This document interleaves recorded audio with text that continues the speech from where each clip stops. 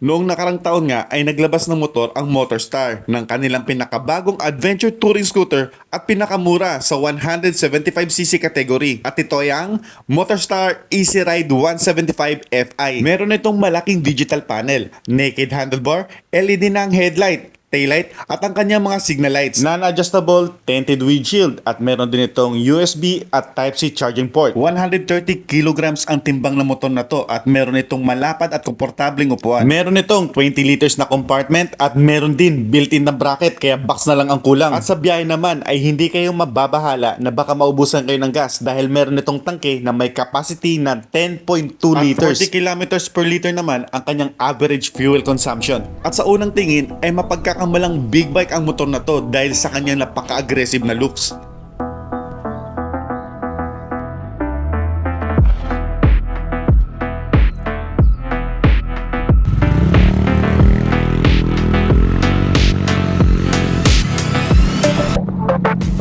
Meron itong telescopic fork suspension sa unahan, 2-pot caliper disc brake. Nakamags na rin ito na may dual sports na tubeless na gulong at may sukat na 110/80, 14.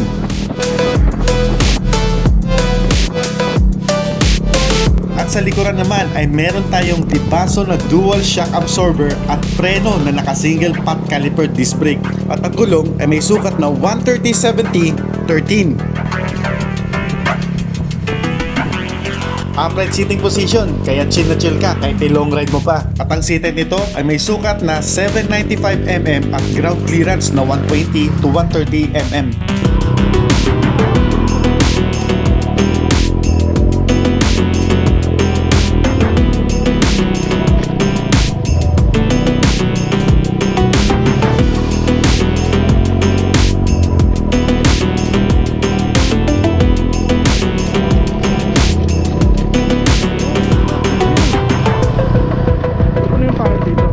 Ang motor na to ay merong GY6 engine kaya wala itong problema pagdating sa mga pyesa. 4-stroke, single overhead cam, single cylinder, 2 valves, fuel injected, air-cooled ang kanyang cooling system. May maximum power na 11.5 horsepower at 8,000 RPM at torque na 12.4 Nm at 5,000 RPM. Kaya meron talaga itong may bubuga. Kaya kung naghahanap ka ng pang daily na motor, ADV looks at kayang-kaya ang road condition dito sa Pilipinas at panalo sa presyo, tamang-tama ang motor na to mga tol dahil ang motor na to ay nagkakahalaga lang ng 87,000 pesos. Tama ang narinig nyo, 87,000 pesos. Kaya ano pang hinahanap mo? ADV 175cc, 87,000 pesos. Ito si Baldo, like, follow, and share. Ride safe at kita-kits sa mga kalsada. Peace!